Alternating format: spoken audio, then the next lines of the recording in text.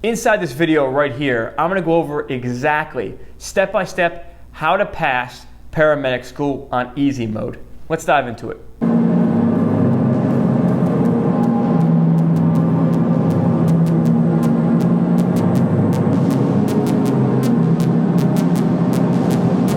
Hey everyone, welcome to the Paramedic Coach. And if you're new here, be sure to like and subscribe on this YouTube channel. We talk everything here, EMS medicine. Our whole goal is to prepare you for EMT and medic school and help you pass your EMT and medic boards so you can do what you were born to do, which is help people inside of EMS. So let's dive into it. How to pass paramedic school on easy mode. Now, there's two options that you have in life. You can do school the easy way, or you can do it the hard way. This video I'm going to break down how I was able to get through the written work, okay? The didactic portion, the school portion, the coursework portion of paramedic school easier than my counterparts, than my students I was in class with. So let me explain to you how I did that, okay? Now, here is my first tip. First tip number one is if you're in a learning environment, you need to prep before you get into the learning environment. Paramedic school is one of the most fast-paced, accelerated fire hose of information that you will get in your entire life. I know it was for my life, okay? It is a super accelerated program. No matter how long they stretch it out with a degree, it is a long, accelerated program. Now, you're basically going from BLS, which is basic life support, and getting the same credentials that a doctor, PA, nurse hold, like ACLS, PALS. You can see the books here, okay? ACLS and PALS. And you're learning all that inside of a very short window. And you're becoming an expert as a paramedic, an expert, a master of emergency medicine, okay? Inside of paramedic school. Now let's really think about this. What is the two main things that separates an EMT from a paramedic? Think about it. It is pharmacology and cardiology. So these are the two main things you need to study first, okay, as you're preparing and getting ready and how to pass an easy mode. If we prep first, we're gonna have an easier time, but what do we prep? What do we study? What do we gotta know cold? By the way, most students fail out of medical school first semester. My class went from about 32 people on day one down to 14 people going in to second semester. That's only, what, 120-day period, right? 3 to 4 month period, and we lost out half the class. That's 50% of the class, all right? The first two people didn't even show up on day one, right? So pharmacology and cardiology, what do I mean by that? Well, you gotta know your receptors.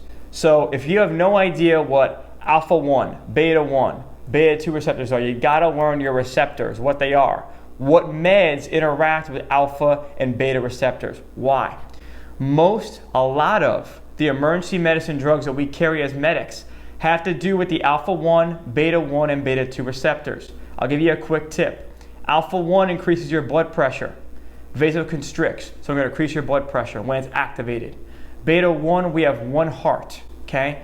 Beta 1 means I'm going to increase my heart rate, increase the strength of the heart, okay? Now beta 2 means we have two lungs, so I'm going to open up my lung fields. What drug acts on all three of these? Epinephrine. If you give someone epinephrine, you're going to see an increase in blood pressure, an increase in the heart, of that heart rate, and you're going to see an opening of the bronchioles, okay? Which is why asthma, anaphylaxis, get epinephrine. Why is hypotension? Get epinephrine. See? Severe hypotension, get epinephrine, right? Septic shock, why does it get epinephrine? Because the alpha 1, beta 1 receptors. Now the next thing I want to talk about here is inside of pharmacology is knowing your meds. So I wish I had a mentor, I wish I had a channel like this when I was going into medic school, and here it is. If you can go into medic school just knowing what the drugs do, wow. If you can go into medic school just knowing what every drug does in your medic's bag. So let's say in your service area, your medic carries probably anywhere from 30 to 40 medications. I'd say on average usually, about 30 to 40. If you could just know at the dose, okay, just know how you give it and why you give it. If you can just know that going in, you're going to be miles ahead.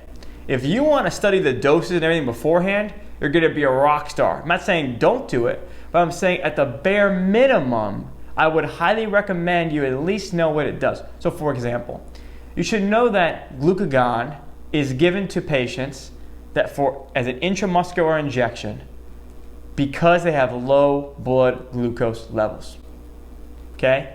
And if you want to be a real pro, you could say, hey, glucagon is also given for beta blocker and calcium channel blocker overdose, but you need a lot of it. If you know that going in, amazing. I'm going to give you a few other random ones you might not know if you're an EMT right now. What about Haldol?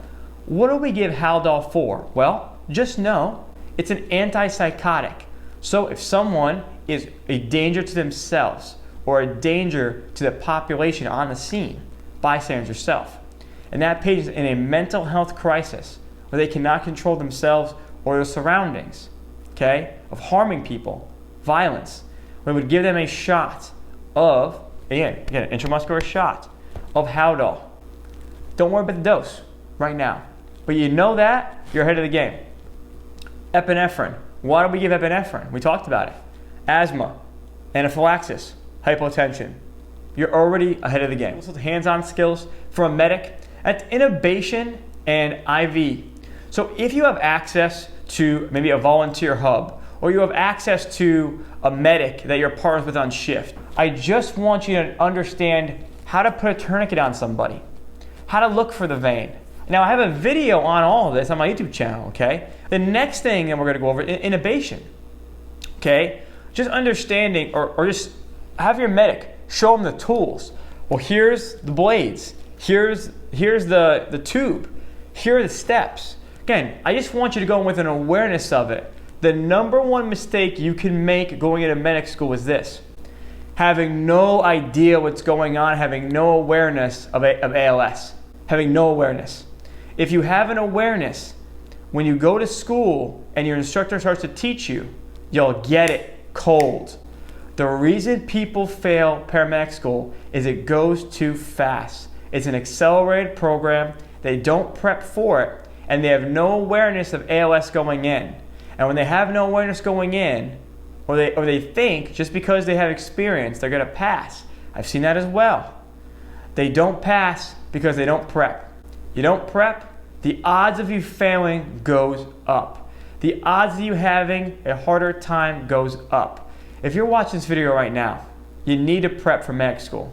Believe me, it will change your career and you won't fail out, okay? If you prep, you're gonna be so much more ahead of your fellow students. Believe me, because I've been there. The next thing we're talking about as far as prep is EKGs. Remember, cardiology and pharmacology make the medic. So we've gone through meds, basic pharmaco stuff, and now we're going to talk about cardiology. If you can get a basic understanding of EKGs, I'm going to give you a tool. It's called EKG Skill Stat. EKG Skill Stat, okay, is a program you can use. Google it, okay? I'm going to drop a link in the description down below for EKG Skill Stat. Use it, okay? It shows you all the rhythms that you're going to learn inside of medic school, okay? Right there in front of you. Check it out. Now, final piece. If you want to prep and prepare the best you can for paramedic school, knowing the failure rates, knowing the acceleration, is my program in the link in the description. Now, in my program, I go through every single thing you know in one concise place to prepare you for paramedic school. And not only prepare, stuff to help you in school, know the content cold, and content to help you review and pass your boards, and you get lifetime access. The program in the link in the description down below has helped so many students get that leg up when they're going into paramedic school so they can pass school on easy mode. So the links are down below in the description. Check out the links, check out the programs and the courses. And guys, with that being said, good luck in medic school, and I will see you in the program, and I will see you next time. Cheers. Oh, like everything that you were saying was just connecting all these links inside my brain, and I just knew right then and there, I have to have this program. I have to have all the information that he's willing to give. I need all of it.